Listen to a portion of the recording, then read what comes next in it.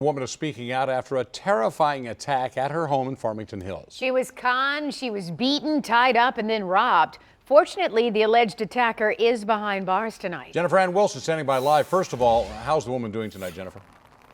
You know, she has 8 staples in the back of her head, but she's home and doing surprisingly well. This is a tough, smart, savvy woman, 79 years young, and she tells me she does not get tricked easily. But this guy, she saw him a month ago walking through these neighborhood streets looking for his dog.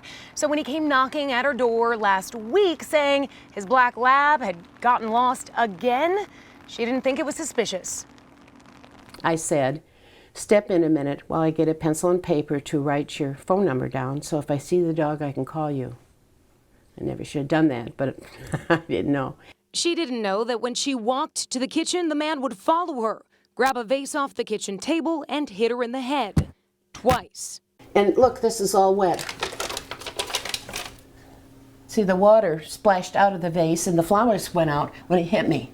She was bleeding profusely, but still conscious, as she says the man took her jewelry, including wedding ring. They were right there, and my watch and 2 bracelets here.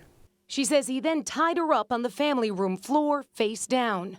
I really thought he would kill me. When he asked me to lie on the floor, I thought he was going to hit me again, and that would be it. In all that time, Jennifer, I was praying. I was just praying, you know, Lord, you got to protect me here. When the attacker/robber left, she was able to free herself and call 911. Police had him behind bars the following day. And I think if there are any crooks that want to do any bad business, don't come to Farmington Hills, because you're going to get caught.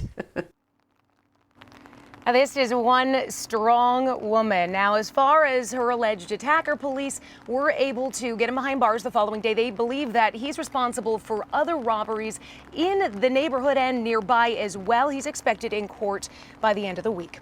Reporting live here in Farmington Hills, I'm Jennifer Ann Wilson. Back to you. Wow, just horrible to get conned this way. I know you talked to her at length. How's she feeling at this point, especially after getting bashed in the head twice and going through so much?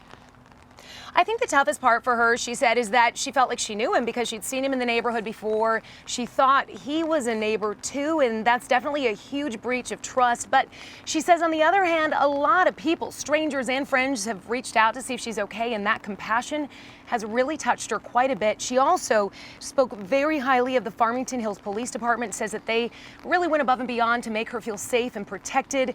Despite that, her and her husband are going to be getting video cameras for their home in the front and the back for the future. All right, Jennifer Ann, glad she's doing okay and glad that guy's behind bars. Thank you so much for the live report.